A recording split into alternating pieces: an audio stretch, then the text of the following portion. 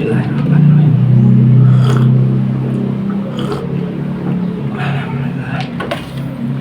Mantap ya. Jangan lupa ngopi pagi ini biar nggak ngantuk. Yang mau kerja, yang mau dagang atau mau bisnis silakan ngopi dulu ya. Karena habis bergadang semalam. Oke, salam ngelihat bola bareng Bung GX Channel.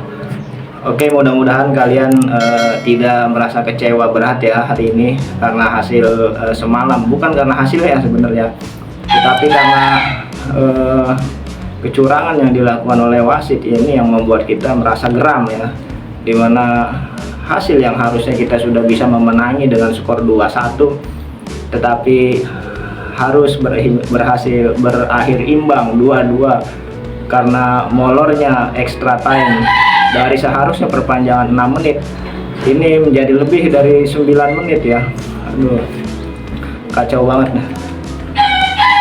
Erick Thohir sendiri sampai geleng-geleng kepala dalam acara nobar semalam ya. Ya gak bisa ngomong apa-apa lagi nih. Harusnya memang poin penuh kita dapatkan, tetapi ya rasa kecewa tidak bisa kita bohongi ya. Memang dalam sejarahnya kita berhadapan dengan negara-negara Timur Tengah ini selalu ada aja ya.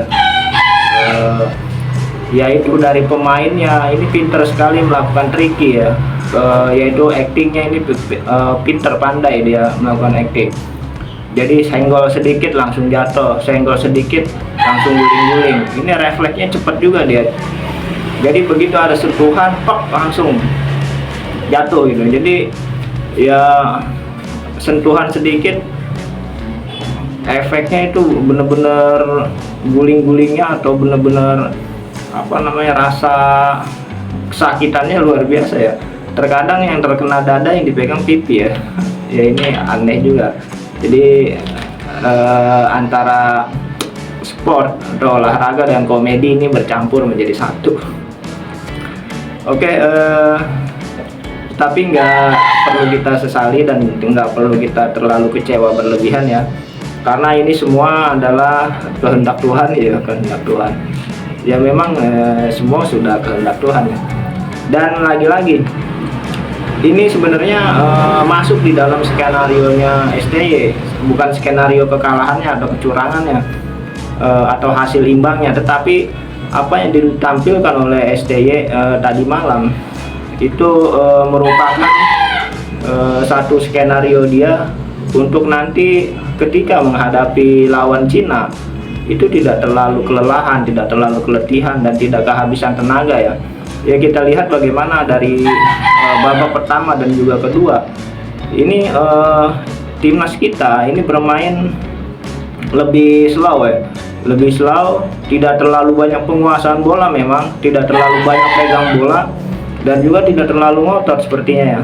Karena ya memang dari berdasarkan statistik penguasaan bola lebih dominasi Bahrain, begitu juga dengan kendali permainan.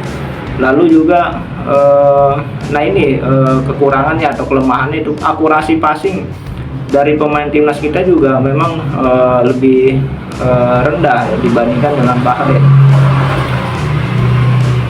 Awalnya memang kita mengira bahwa Indonesia terlalu sering diserang, terlalu banyak terlalu sedikit bertahan atau kalah serangan gitu. Padahal kita juga membutuhkan hasil kemenangan, tetapi justru Bahrain terlihat lebih mendominasi dan lebih banyak masuk ke sisi pertahanan Indonesia. Dan untung saja banyak save yang dilakukan oleh Martin Paes sehingga kebobolan tidak begitu besar ya. Dan alhamdulillahnya Indonesia mampu comeback dan bahkan menggandakan keunggulan menjadi 2-1 melalui sepakan Ragnar dan juga Rafael Strike. Namun sayang ya, keputusan wasit tidak begitu mengenakan bagi tim nasional kita, yang tentunya sangat merugikan. Yang harusnya kita sudah raih poin penuh, tapi tidak bisa kita bawa pulang ya, dan hanya membawa pulang 1 poin. Nah di sini seperti yang sudah saya prediksi, di mana Malik Rizaldi bermain ya sebagai winger kanan di situ, karena memang posisi Witan atau Witan sedang tidak optimal dan dia hanya masuk di babak kedua. menggantikan Rafael Strijk, karena memang posisi Malik Rizaldi itu sudah digantikan oleh Marcelino Ferdinand yang mengisi posisi winger kanan. Nah, sehingga posisi Strijk, nah ini digantikan oleh Witan Sulaiman, dan tentunya posisi Ragnar itu agak digeser ke tengah ya, agak digeser ke tengah, jadi menggantikan Rafael Strijk. Nah, lalu di belakang ini ada Rizky Ridho yang bermain bergantian dengan Jordi Amat ya, seperti yang sudah saya prediksikan. Memang lalu juga Wahyu Pras dan Ferrari ini dicadangkan dulu, dikantongin dulu. Nah, Sandy Walsh ini digantikan di babak kedua oleh Eliano Renders, dan memang seperti yang kita ketahui, Eliano Renders ini bisa bermain di wingback kanan atau juga di winger kiri atau kanan. Nah, ternyata dia dimainkan di back kanan menggantikan Sandy Walsh, dan memang terlihat di babak pertama Sandy Walsh banyak kehilangan bola dan juga sering dieksploitasi ya dari sisi sebelah kanan pertahanan Indonesia ya, melalui posisi yang ditempati oleh Sandy Walsh ini. Nah,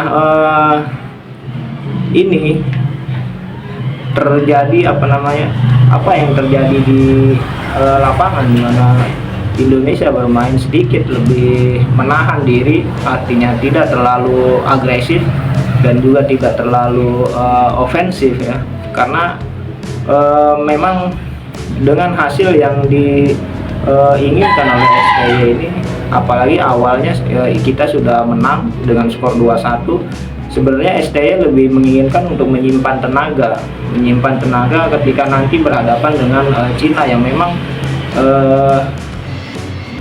membutuhkan waktu perjalanan yang sangat jauh ya. Lalu juga bukan hanya penerbangan ya, jarak antara Bahrain dan juga Cina, tetapi di Cinanya sendiri itu di daerah yang memang sangat jauh dari perkotaan, sehingga membutuhkan waktu yang sangat lama ya, dan ini akan cukup menguras energi dan juga fisik dan stamina. Karena itu terlihat memang semalam para pemain Indonesia itu tidak terlihat begitu ngotot, tidak terlalu begitu agresif, dan ya contohnya Ragnar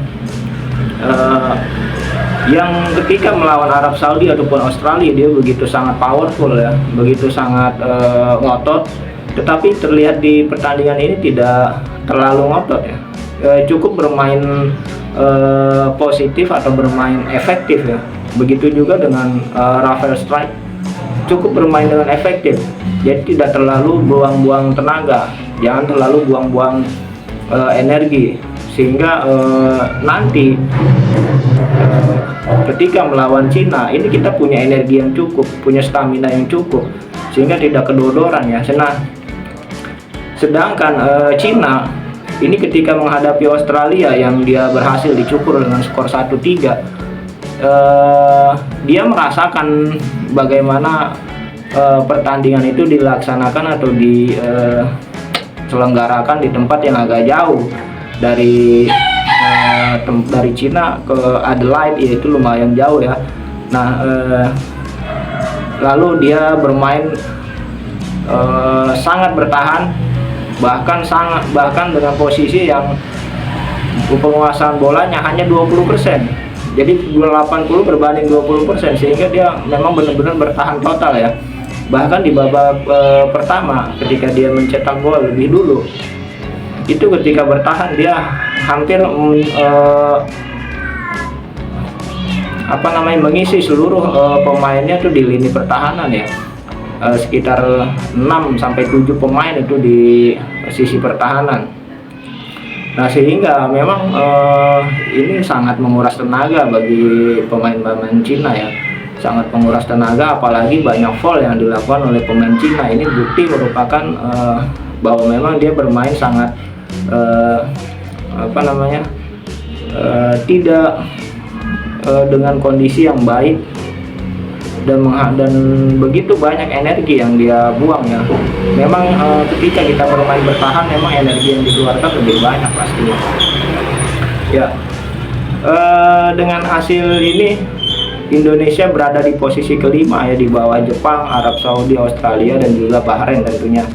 Dan yang pasti Indonesia masih memiliki peluang yang cukup besar ya.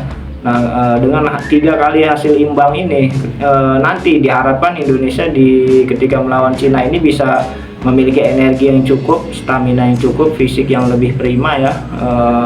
Karena ini yang diharapkan oleh STY, sehingga bisa meraih hasil yang maksimal. Kita doakan semuanya. Dan kalau seandainya kita berhasil meraih atau memetik angka maksimal 3 poin, sehingga Indonesia total dalam matchday kedua ini atau periode kedua ini, yaitu matchday keempat, kita mendapatkan 6 poin. Kalau kita mendapatkan 6 poin, kemungkinannya akan bergeser menjadi posisi pertama. Seandainya Australia melawan Jepang kalah, lalu Arab Saudi melawan Bahrain nanti dengan hasil imbang atau kalah ya. Nah kalau hasilnya kalah berarti Bahrain yang naik ya. Kita harapkan seri ya, Bahrain sama Arab Saudi, sehingga Indonesia bisa naik ke posisi kedua, dengan catatan Indonesia harus menang lawan Cina.